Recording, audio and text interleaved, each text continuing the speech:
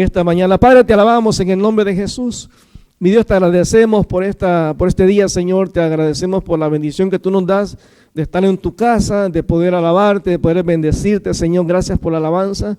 Gracias, Señor, porque tú nos das la oportunidad de libremente, Señor, poder cantarte, poder celebrar tu nombre. Y, Señor, te agradecemos en esta noche, en este día, Señor, y te pedimos que seas tú, mi Dios, el que tome la palabra y que, Señor, nos ayudes a entender el mensaje que tú tienes para nosotros. Y que tu Espíritu Santo nos guíe, Señor, a la aplicación de lo que tú nos vas a hablar en este día, Señor. Te pedimos por aquellos que no están en este lugar, Señor, en este día, que a lo mejor tengan alguna necesidad. Te pedimos, Padre, que seas tú tomando cuidado de cada uno de ellos también, Señor. Aquel que está en necesidad, aquel que ha venido con cargas, con necesidades, que seas tú hablándole a su vida, Señor, y que sea tu Espíritu Santo el que lleve esta palabra y la aplique, Señor, de la manera que tú quieres aplicarla. Te damos gracias, mi Dios, y te bendecimos en el nombre de Jesús. Amén.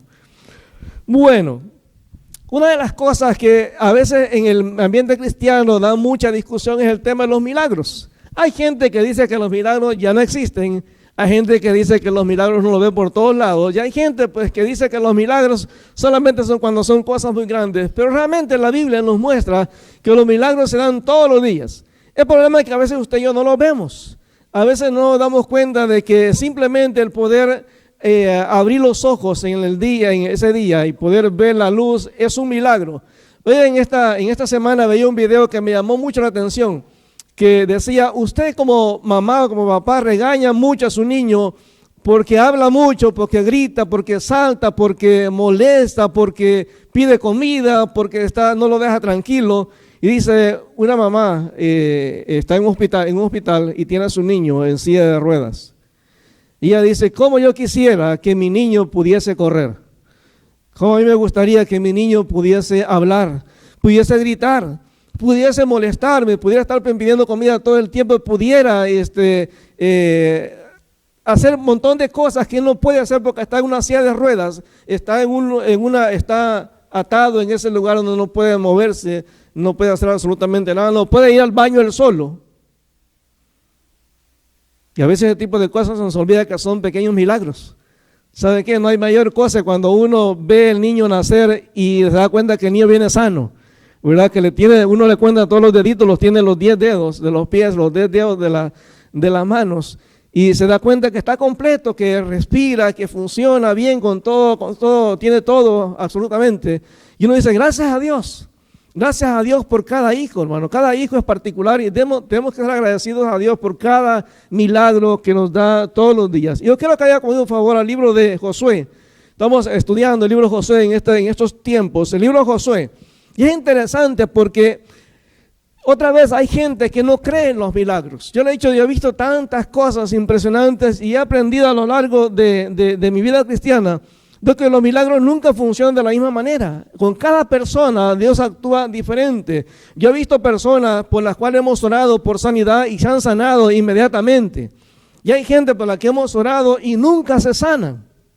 Y a veces uno dice, bueno, es que lo que pasa es que es falta de fe. No necesariamente es falta de fe, hermano. Cuando uno va a los milagros que Jesús hizo, cada milagro era diferente. Hemos visto personas por las cuales hemos orado en el lecho de muerte y se han sanado. Y hay personas que hemos orado a lo mejor por una gripe y se han muerto. Entonces uno nunca sabe realmente cómo va a pasar el milagro en la vida de la persona, pero una de las cosas que necesitamos entender es que todos en un momento vamos a necesitar un milagro en nuestra vida. La pregunta no es si Dios quiere o puede hacer un milagro en nuestra vida, sino si realmente estoy preparado para seguir los pasos necesarios para que ese milagro se dé en mi vida. Tengo realmente la actitud adecuada, porque recuerdes, hay gente que piensa que Dios está obligado a hacer milagros en nuestra vida. Hay gente que casi obliga a Dios. Hay gente que hasta vende los milagros. He escuchado gente por ahí que dice, mire, si usted me da $10,000, yo le sano a fulano de tal. Y le contaba algún tiempo una ilustración, una historia que se dio en México, en una parte sur de México, una campaña evangelística, una campaña de sanidad. Y este predicador decía, si usted me da tanto, yo le prometo que al orar su hijo o su hija va a ser sano. Y había una familia muy pobre que hizo todo lo posible, vendió su ganado y vendió los animales que tenía y vendió terrenos que tenían y recogieron la cantidad de dinero que les estaban pidiendo en pesos mexicanos. Y cuando llegaron a la campaña evangelística, le dieron al predicador la ofrenda. La niña tenía una enfermedad que la tenía atada a una silla de ruedas y tenía, aparte de eso, tipo artritis y cosas así. Entonces ellos anhelaban como padres ver a la niña sana y le dieron al predicador porque ellos creyeron que realmente él podía sanarla. Y cuando ya en la campaña de sanidad el predicador ora por la niña, no pasó nada. Y fue terrible porque cuando la niña la llevan saliendo de la carpa donde estaba la campaña de sanidad, la niña le da un ataque al corazón en ese momento y se muere. Entonces los padres empiezan a decir, ¿por qué Dios no la sanó? Pero es que realmente, hermano, el milagro Dios lo hace cuando Él quiere y de la manera que Él quiere. Pero hay gente que se aprovecha de esas situaciones de la fe de las personas. ¿Usted ha escuchado esos anuncios de pare de sufrir? Bueno, ¿quién no quiere parar de sufrir? Entonces la gente hace negocio con la fe de las personas. Y aquí en Josué capítulo 3, el Señor nos lleva a entender que tenemos que prepararnos para recibir esos milagros que Dios tiene en nuestra vida. Dice la palabra que Josué y el pueblo judío estaban frente al río Jordán. Y claro, en la actualidad el río Jordán es un río pequeño, realmente no es tan ancho, pero en esta época específicamente en la que el pueblo llega delante del río, el río está desbordado. De hecho, nos menciona aquí en el versículo 15 de Josué capítulo 3, dice, cuando los que llevaban el arca entraron en el Jordán y los pies de los sacerdotes que llevaban el arca fueron mojados a la orilla, dice, del agua, porque el Jordán suele desbordarse por todas las orillas todo el tiempo de la siega, que fue la época en que ellos llegaron ahí frente al río Jordán. Muchos piensan que en esta época el río Jordán tenía más o menos 1 kilómetro de ancho por el agua que se desbordaba por todos lados. Entonces era imposible que el pueblo, que eran cerca de 2 millones de personas, incluyendo niños, pudiese pasar por ese río. Entonces, por alguna razón, Dios lleva al pueblo frente a ese río y dice en el capítulo 3, versículo 1, que Josué se levantó de mañana y él y todos los hijos de Israel partieron de Sitín y vinieron hasta el Jordán. Y reposaron ahí antes de pasarlo. Y después de 3 días los oficiales recorrieron el campamento. Es interesante porque Dios permite que el pueblo esté frente al río, viendo la fortaleza, la fuerza, lo destructor del río, 3 días ahí. Y uno se pregunta, ¿por qué 3 días? ¿Por qué Dios no pasó al pueblo judío de una sola vez? ¿Por qué no hizo el milagro en el primer día? Bueno, porque muchas veces, hermano, Dios quiere que entendamos varias cosas importantes. En primer lugar, Dios quiere que entendamos qué grande es el problema. El pueblo tenía que entender que ese río era imposible pasarlo en sus fuerzas. ¿Por qué usted y yo muchas veces no vemos los milagros que Dios hace en nuestra vida? Porque no nos detenemos a ver lo grande que es lo que Dios está haciendo en nuestra vida. Vemos, por como decía antes, el hecho de levantarnos en la mañana como algo normal.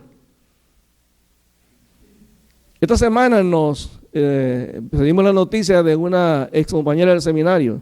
Esta joven realmente era de las generaciones, a lo mejor de como 2 generaciones antes que la mía. Y esta semana le empezó a doler parte de su cara y de su brazo. La tuvieron que dar de emergencia porque parece que le estaba dando un derrame cerebral, un ataque al corazón, algo así. Joven. O sea, porque uno dice, bueno, eso le pasa a cualquier persona, sí, pero te has puesto a pensar que a ti no te ha pasado. Entonces, todos esos son milagros que Dios hace en nuestra vida y a veces Dios, hermano, se tarda en hacer los milagros, no porque Dios realmente no quiera hacerlo, sino porque Dios sabe que muchas veces necesitamos tiempo para darnos cuenta lo grande de lo que Dios está haciendo en nuestra vida. Así que el pueblo estuvo frente al río Jordán por 3 días. Así que Dios quería que el pueblo se diera cuenta de lo difícil de la situación. El pueblo no podía pasar por ese río en sus propios medios. No había manera, no había puentes, no había caminos. Y es interesante, porque yo siempre me he preguntado por qué Dios lleva al pueblo a ese punto específico geográfico. Dios puede haber llevado al pueblo por otro lado, donde no había ríos, donde no había obstáculos. Pero Dios quería que el pueblo entendiera que siempre el pueblo tiene que estar dependiendo de Dios en todo momento. Así que no habían balsas, no habían puentes, no había manera de que el pueblo pudiera pasar en sus fuerzas. Es que Dios quería que el pueblo entendiese que ellos no podían hacer nada en sus fuerzas. Y claro, a veces nosotros como cristianos también enfrentamos cosas en nuestra vida y Dios, aunque oramos y oramos, no responde inmediatamente hasta que no nos demos cuenta lo difícil que es solucionar ese problema sin que Dios tome control de ese problema. Porque a veces ustedes estamos tan acostumbrados en esta sociedad que todo sea rápido, todo es rápido. Nos desesperamos cuando a alguien lo llamamos por teléfono y no responde, pero queremos que sea rápido la respuesta. Cuando llamamos si usted llama por ejemplo a un banco, hermano, usted sabe cómo es el proceso, usted llama y le dicen, aprieta el número y otro número, luego bueno, dice, espérese. Y usted pasa media hora, 45 minutos, 1 hora esperando y está la música sonando y al final, se corta la llamada. Y así queremos hacer con Dios. Queremos que cuando nosotros oramos, el milagro se dé inmediatamente. Entonces muchas veces, hermano, no es que Dios no quiera respondernos, no es que Dios no pueda respondernos, sino que Dios quiere que nos detengamos a examinar lo imposible que es para nosotros solucionar ese milagro, hacer esa situación de una manera diferente. Recuérdense, las crisis siempre sirven para que en nuestra vida aprendamos a depender de Dios. En Romanos capítulo 8, versículo 28, vean lo que dice, Romanos 8, 28. Este es un pasaje muy conocido. Romanos 8, 28. Dice, y sabemos que a los que aman a Dios, todas las cosas les ayudan a bien, esto es, a los que conforme a su propósito son llamados. Es decir, hermano, cada situación que pasa en nuestra vida, aún las crisis, podemos tomarla como una enseñanza o como un obstáculo que nos evita seguir la vida y seguir hacia adelante. Pero Dios muchas veces no responde la oración inmediatamente porque Dios quiere que entendamos que sin Él no podemos hacer absolutamente nada. Así es que nuestras crisis se van a dar en cualquier momento de nuestra vida. Recuérdense, mi vida como cristiano está en el hueco de la mano de Dios. Pero eso no significa que no van a haber problemas. También en nuestro pueblo cristiano la gente se muere. También en el pueblo cristiano la gente se enferma. También en el pueblo cristiano la gente pierde los trabajos. También en el pueblo cristiano muchas veces vivimos injusticias. Muchas veces en el pueblo cristiano sufrimos divorcios, situaciones difíciles en la vida. Y muchas veces no entendemos que esas situaciones se dan por causa del pecado del ser humano.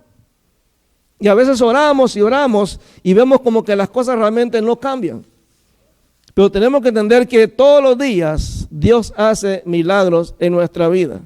Ahora, es interesante que cuando Dios tiene al pueblo frente al río, Dios quiere primero que el pueblo entienda que esa situación que está frente a ellos es imposible solucionarla en sus propias fuerzas. Pero Dios quiere, por causa de la experiencia, que el pueblo aprenda a tener la actitud adecuada. ¿Por qué? Porque ya antes el pueblo ya ha pasado por una experiencia parecida cuando cruzaron el Mar Rojo. Entonces, ¿recuerda usted cuál fue la actitud del pueblo después de pasar el Mar Rojo? Empezaron a reclamarle a Dios que para qué los había llevado a ese lugar, que por qué no los dejó en Egipto. Empezaron luego a pedir comida, que a pedir carne, a pedir agua, un montón de reclamos, porque el pueblo llegó a un momento a pensar que Dios estaba obligado a darle las cosas a nomás del pueblo pedírselo. Entonces Dios lo deja 3 días para que el pueblo tome la actitud adecuada. Increíble, en este momento nadie reclama. Nadie se queja, nadie empieza a reclamarle o a decirle cosas a Dios. Entonces tenemos que entender, hermano, que en este caso el pueblo sí tiene a lo mejor razones por las cuales quejarse delante de Dios. Fíjese, cuando estaba en el Mar Rojo, el pueblo tenía los enemigos detrás de ellos. Y el Mar Rojo era la única vía de escape. Pero aquí en el río Jordán, los enemigos están al otro lado. Entonces, cuando ellos crucen el Jordán, se van a encontrar con los enemigos. Entonces, cualquiera podría decir, mejor que Dios no nos haga el milagro de pasar, para que así no tengamos que enfrentar a los enemigos. Pero el pueblo tenía que entender, hermano, que a pesar de las circunstancias de las crisis, la actitud adecuada siempre tiene que estar ahí. Hermano, nosotros no podemos imponerle a Dios las cosas como tiene que hacerlas. Como pueblo tenemos que entender que quien decide el momento que va a hacer los milagros es Dios, no nosotros. Hay gente, fíjense que a veces uno como pastor se siente mal, porque hay gente que piensa que si uno es pastor ora, los milagros se van a dar. Hermano, los milagros no los hace el pastor. Los milagros los hace Dios. Pero a veces como seres humanos tenemos la tendencia de divinizar a la gente. Hay gente que dice, vamos a ir a tal campaña evangelística porque viene fulano y tal. Hermano, es un hombre común y corriente. Hace muchos años me tocó estar en la campaña de un evangelista muy famoso. No le voy a decir el nombre. Pero fue impresionante. Para mí fue una lección.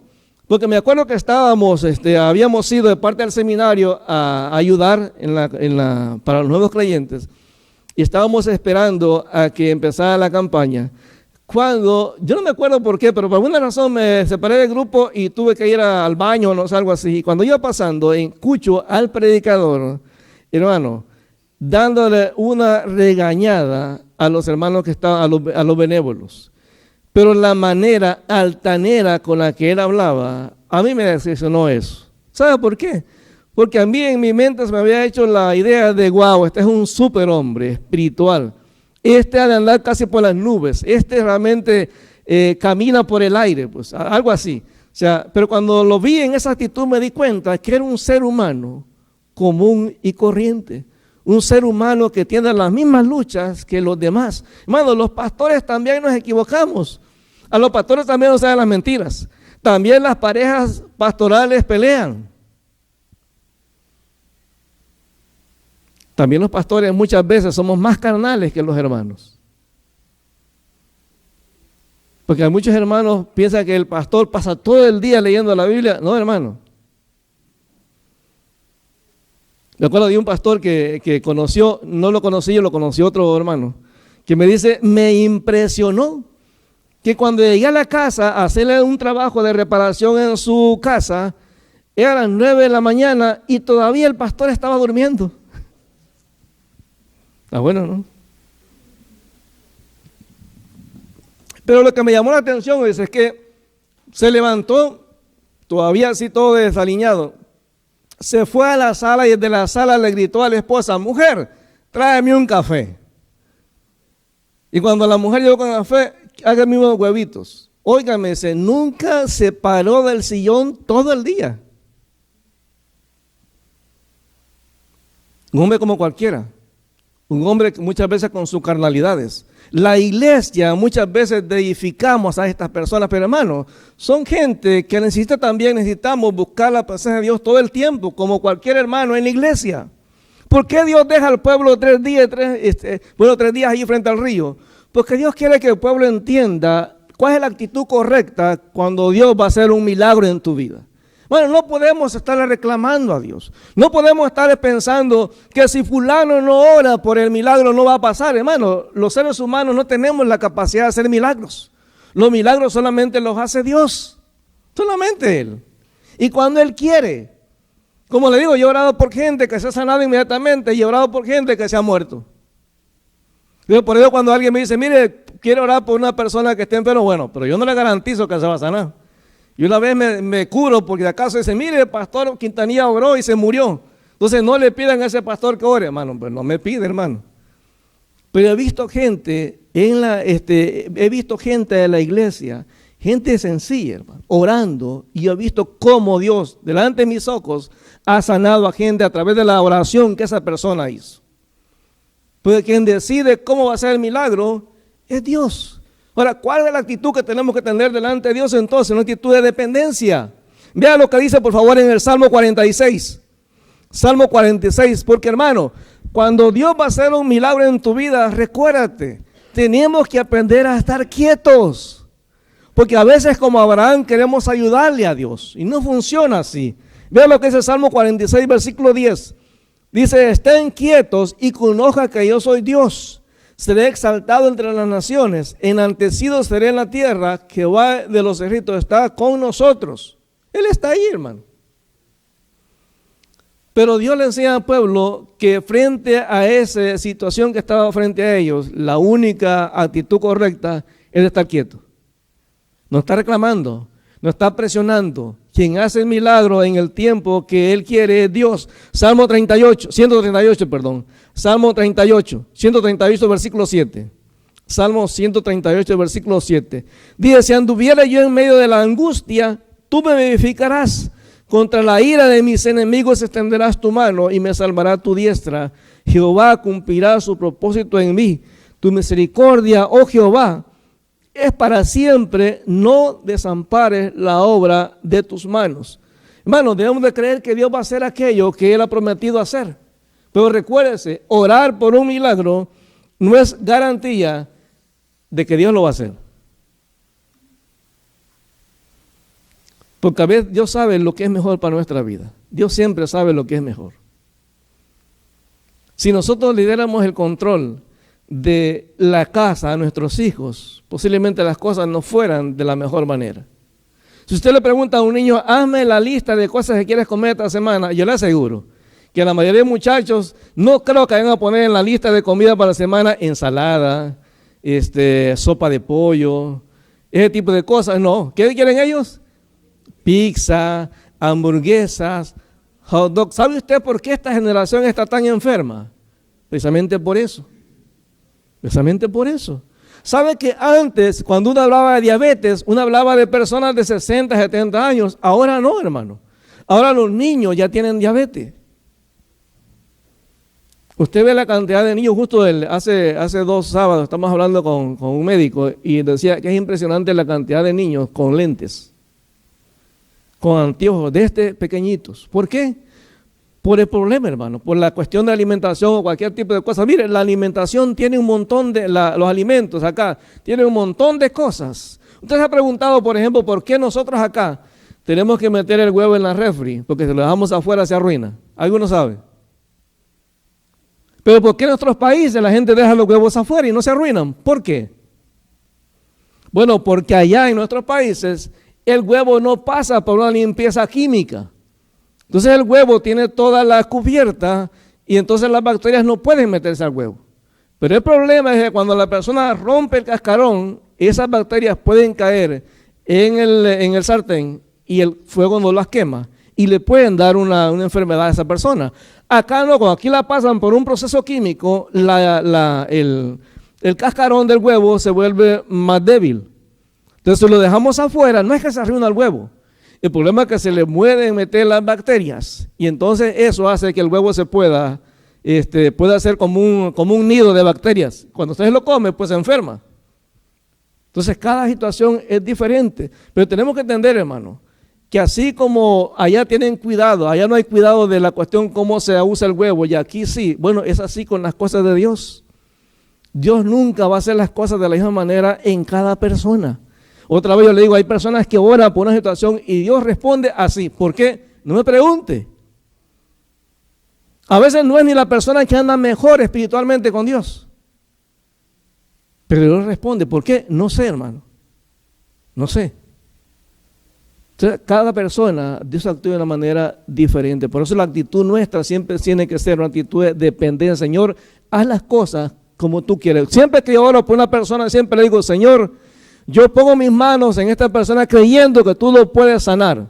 Señor, sánalo si es tu voluntad. Porque ¿sabes qué, hermano? Muchas veces Dios no sana a la persona porque Dios sabe que el momento que sana a esa persona se va a alejar de Dios. Hay personas que no pueden manejar la cuestión del dinero, por ejemplo. Ya tienen un buen trabajo, ya no vienen. Ya tienen un buen ingreso económico, ya no vienen. O sea, ¿cuál es la lucha que tenemos nosotros cuando llegamos a este país? Que todo gira alrededor del dinero. En nuestro país no teníamos ni burro, pero aquí tenemos que tener un buen carro. ¿Sabe que hay un pastor que decía que una persona que tiene un carro usado está en pecado? Porque para él su concepto es que un hijo de Dios siempre tiene que tener un carro del año, según su concepto. Y le decía, mi esposa jamás va a ir a Winners. Yo voy a Winner, hermano, a comprar. Así que para él soy un pecador. De hecho, la otra vez encontré a uno de estos que se llaman apóstoles. Lo encontré en el Maxi. ¿Sabe que al Maxi vamos los pobres, hermano? No me quería ver. Y yo de malo lo fui a saludar. Porque hermano, Dios, mire, tenemos que estar agradecidos por la bendición que Dios nos da. Usted tiene si usted sabe de alguien que tiene un buen trabajo, bendígalo. Y déle gracias a Dios porque esa persona, Dios le dio un buen trabajo porque Dios sabe que esa persona puede administrar lo que Dios le está dando. A lo mejor Dios no te da a ti un trabajo con ganando 30 horas la hora porque Dios sabe que no lo vas a poder manejar, que te vas a volver loco. ¿Sabe cuánta gente que en nuestros países eran bien fieles a las cosas de Dios, cuando llegan a Canadá se olvidan de Dios? Muchos. Yo he conocido pastores acá, hermano, que cuando uno les habla de la obra, lo primero que te preguntan es, ¿y cuánto pagan? Y tú te das cuenta que esa persona no está en el ministerio por el amor a Dios y a la obra, está ahí por la plata. Y si uno le habla de 50, $60,000 de salario, te dice, no, eso no es para mí. ¿Por qué? Porque el concepto es que uno, como es hijo del rey, no puede estar en ese tipo de ministerios. Pero se da cuenta, Dios muchas veces hace las cosas para enseñarnos lo que es la actitud que tenemos que tener. Vean lo que dice el Salmo 40. Salmo 40. Recuérdense, Dios pudo haber hecho que el pueblo pasara el río ese mismo día. Pero Dios los hace que se esperen ahí para que aprendan a tener paciencia. Porque hermano, quien decide cuándo va a ser el milagro es Dios, no nosotros. Salmo 40, versículo 1. Dice, pacientemente esperé a Jehová y se inclinó a mí y oyó mi clamor y me hizo sacar del pozo de la desesperación, del lodo cenagoso, puso mis pies sobre peña y enderezó mis pasos, puso luego en mi boca cántico nuevo, alabanza a nuestro Dios. Verán esto muchos y temerán y confiarán en Jehová. Bienaventurado el hombre que puso en Jehová su confianza y no mira a los soberbios ni a los que se desvían de la mentira. Has aumentado, oh Jehová Dios mío, tus maravillas y tus pensamientos para con nosotros. No es posible contarlos ante ti. Si yo anunciare y hablare de ellos, no pueden ser enumerados. Hermano, Dios es bueno, pero según su manera de ser bueno. Porque sabe que muchas veces el que Dios nos diga que no es lo mejor para nuestra vida. Es lo mejor. Muchas veces tiene que decir que no para que entendamos que Él quiere lo mejor. Como decía por ahí un dicho, hermano, es mejor solo que mal acompañado. Usted está orando por una pareja. Puede ser que Dios dice, mire, ¿sabes qué? No es el momento. No es el momento adecuado. Versículo, otra vez vamos a Josué capítulo 3, versículo 3. Vea lo que dice en el versículo 4, 3 y 4. Josué capítulo 3. Es interesante cuando el pueblo está al frente al río Jordán, que Dios de una manera soberana empieza a darle indicaciones al pueblo. Y es interesante porque no es Josué, no es los líderes, sino que es Dios que va dando las indicaciones. Versículo 3. Y mandaron al pueblo diciendo, cuando veáis el arca del pacto de Jehová, nuestro Dios, y los levitas sacerdotes que la llevan, vosotros saldréis de vuestro lugar y marcharéis en pos de ella. La orden es que había que esperar que el arca, llevada por sacerdotes, se acercara al río y después el pueblo iba a ir a cierta distancia del arca. Pero vea lo que dice el versículo 4. A fin de que sepáis el camino por donde habéis de ir, por cuanto vosotros no habéis pasado antes de ahora por este camino. ¿Por qué Dios quiere que el pueblo siga el arca? Porque hermano, el pueblo necesita entender que siempre el que guía es Dios. Siempre el que guía es Dios, no es el pueblo. A veces como iglesia creemos decirle a Dios cómo hacer las cosas, no funciona así, hermano. Fíjese la frase en el versículo 4. A fin de que sepáis el camino por donde habéis de ir, por cuanto vosotros no habéis pasado antes de ahora por este camino, hermano. Las cosas que están pasando en nuestra vida, Dios ya sabe la solución. Dios ya sabe. No sé si usted la ha pasado en algún momento en su vida, pero yo lo he vivido en algún momento en que a veces yo ni siquiera he orado por una situación y Dios la soluciona. Eso me ha hecho entender, hermano, que Dios sabe lo que va a pasar antes de que suceda, porque Él conoce todo. Para Él no existe el futuro.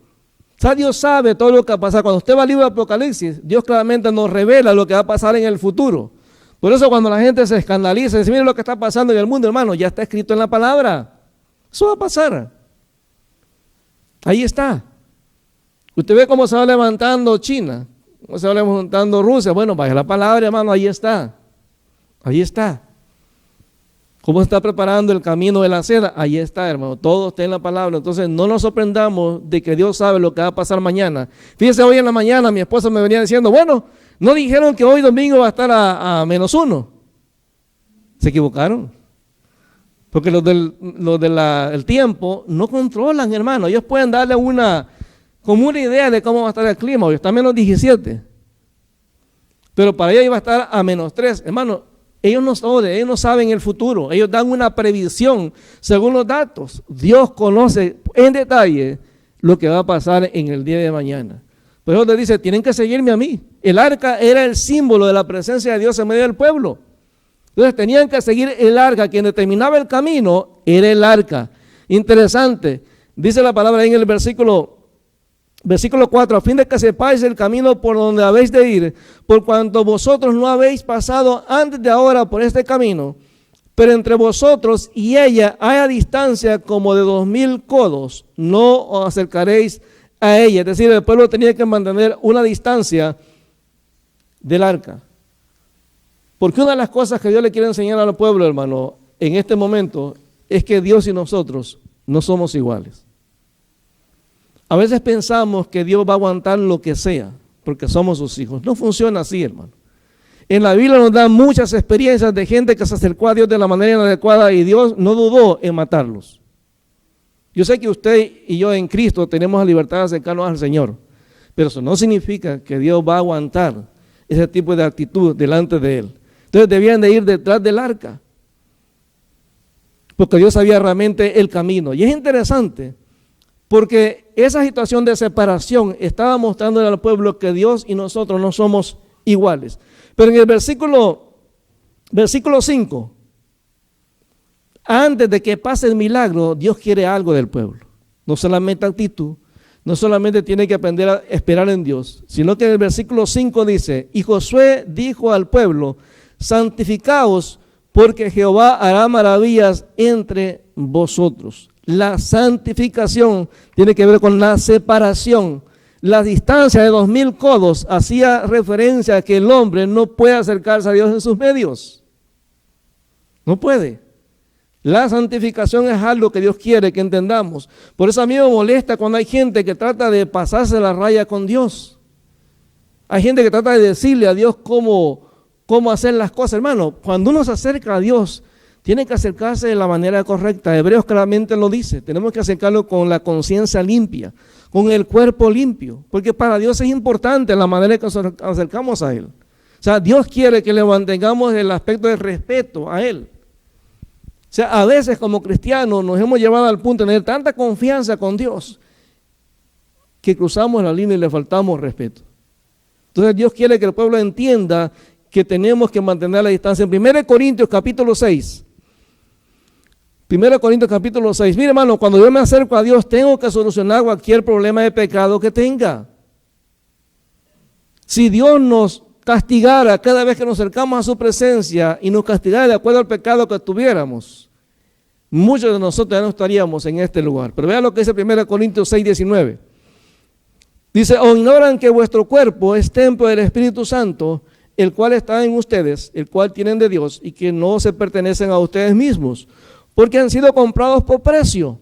Glorifiquen pues a Dios en su cuerpo y en su espíritu, los cuales son de Dios. Todo lo que yo soy le pertenece a Dios.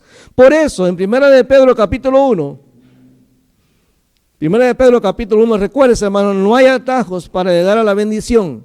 Se necesita una actitud adecuada, ser obediente y ser santo. 1 de Pedro 1, versículos 14 y 16. Ahora, yo le pregunto a usted, ¿cuántos de los que estamos aquí somos obedientes a Dios? No le dé miedo, hermano, decirlo que sí. Claro, somos obedientes, no todo el tiempo, pero somos obedientes, ¿sí o no? Claro, es una lucha, hermano. Pero cuando digo, no, yo no soy obediente, hermano, la Biblia dice que tenemos que ser obedientes. Vea lo que dice aquí en 1 de Pedro, capítulo 1, versículo 14. Dice, como hijos obedientes, o sea, Dios ya está declarando que usted y yo somos obedientes. Es decir, sí se puede. Como hijos obedientes, no se conformen a los deseos que antes tenían estando en vuestra ignorancia. O sea, no actúen como estaban antes, cuando no conocían a Cristo. O sea, en Cristo yo tengo que vivir de una manera diferente. Dice, si no como aquel que les llamó es santo, sean también ustedes santos en toda su manera de vivir. Porque escrito está, sé santos, porque yo soy santo. O sea, Dios espera siempre la santidad en todo momento. Dios sabe que podemos ser santos. Dios sabe que podemos vivir nuestra vida en santidad. No es fácil, claro que no es fácil. Pero una cosa es esforzarme por vivir en santidad y otra cosa es decir, bueno, de todas maneras, pues nunca lo voy a lograr. No, Dios espera que yo me esfuerce. O sea, Dios le enseña al pueblo que para que haga un milagro tiene que haber obediencia y tiene que haber santidad. Usted y yo queremos que Dios haga milagro en nuestra vida, pero no queremos comprometernos. Yo le he dicho otras veces, usted sabe por qué Dios establece la cena. Precisamente lo hace para que entendamos, para recordarnos quiénes somos en Cristo y qué tipo de relación tenemos con Él. Porque todo se nos olvida. Por eso es importante, cuando uno está casado, hermano, cada año recordar el aniversario de bodas. Porque uno se acuerda. ¿Cuántos se acuerdan aquí lo que prometieron el día de la boda? Yo sé que las mujeres a lo mejor se acuerdan, los hombres no creo. Yo me acuerdo porque he visto el video, hermano. Pero yo soy consciente de que cuando me casé estaba dormido. ¿Te das cuenta? Pero ahí está. Yo le dije que iba a estar con ella todos los días en salud, en enfermedad, en pobreza y en riqueza. Ahí está. Entonces Dios nos manda a celebrar la cena porque Dios sabe que se nos olvida. En el día a día las cosas de Dios pasan a ser algo secundario. Entonces Dios quiere, hermano, que cuando vamos a esperar un milagro, cuando vamos a enfrentar una situación difícil en mi vida, yo tengo que tener la actitud adecuada, hermano. Actitud de respeto. Hermano, quien manda es Dios, no nosotros. Tenemos que aprender a ser obedientes. Porque el pueblo puede haber dicho, bueno, Dios dice que esperemos 3 días, pero yo digo que ahorita lo hagamos. No, hermano, es en el tiempo de Dios. Podrían haber algunos discutido que por qué iba a ser el arca que iba a ir adelante y no el liderazgo. No, hermano, no era el liderazgo, es como Dios estableció las cosas. Ser obediente a Dios es importante, pero ser santo también. Y la cena hoy nos recuerda precisamente eso. Usted está orando por un milagro, hermano. Hay que hacer las cosas como Dios quiere. Hay que esperar el tiempo de Dios. Para Dios no hay nada imposible, hermano. Para Dios no hay nada imposible. Todo aquello, fíjese que cosas locuras, a lo mejor que para cualquiera puede parecer locura. Cuando uno va a viajar, por ejemplo, ¿usted ha orado alguna vez que Dios le dé un milagro de un buen pasaje? Bueno, bonito y barato. Yo he orado por eso. Y a veces me sorprende y me da risa porque digo, Señor, ¿cómo uno, hasta aún este tipo de cosas, uno ora? Yo le he dicho que he orado cuando el carro no arranca. Y ha arrancado. Entonces, pero uno dice, ay, ¿cómo? No, hermano, es que para Dios cada detalle, por muy pequeño que sea, es importante. Esa situación que usted está pasando en este momento, para Dios es importante. Puede ser que los demás no lo entiendan, pero Dios lo entiende. Y ahorita que vamos a tomar la cena, yo le animo a que usted cuando esté tomando la cena le diga, Señor, mira, tú sabes cómo estoy pasando la situación en este momento. Señor, este pan me recuerda cuánto tú me has amado. Y esta copa me recuerda cuánto yo necesito amarte. Por eso yo le quiero animar en este momento a que inclinemos nuestros rostros. Y cuando usted esté listo, usted pase, tome su pan, tome su copa y vuelva a su lugar y siga adorando a Dios. Señor, te damos gracias en el nombre de Jesús. Mi Dios, gracias. Porque, Padre, los milagros están ahí, Señor, son reales.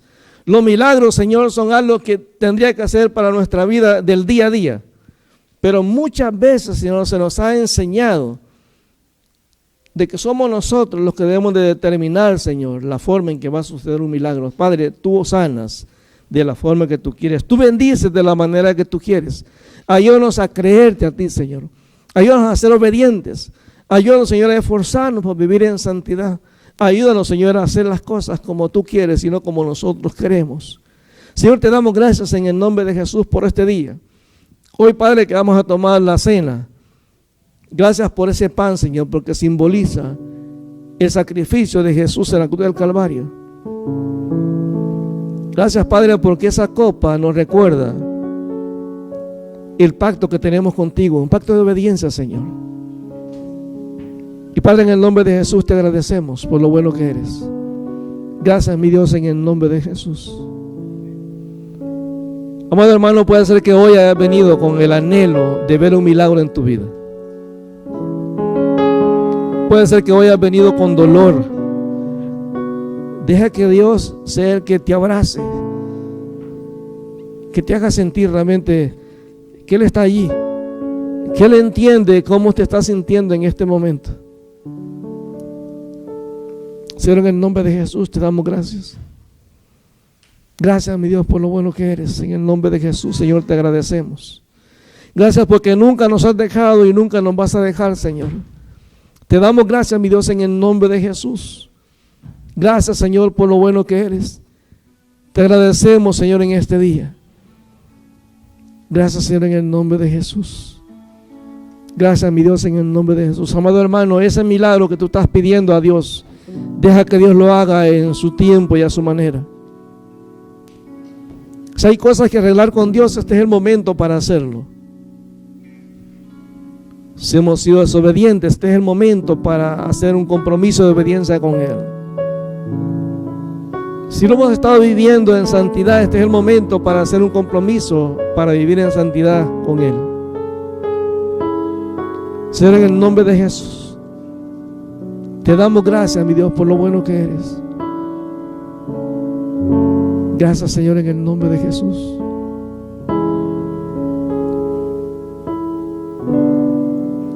Señor, te damos gracias, Señor, por este momento tan especial, Señor, de poder tomar la cena contigo.